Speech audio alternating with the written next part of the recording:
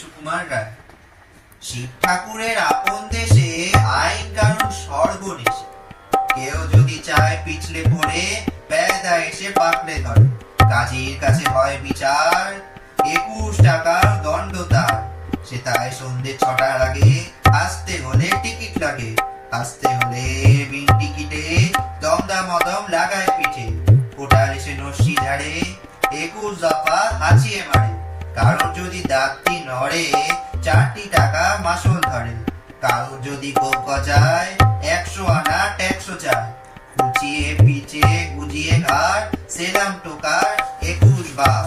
চলতে গিয়ে কেউ যদি চায় এদিক ওদিক ডাইনে বায়, রাজার কাছে খবর ছোটে, পল্টনেলা লাফিয়ে ওঠে।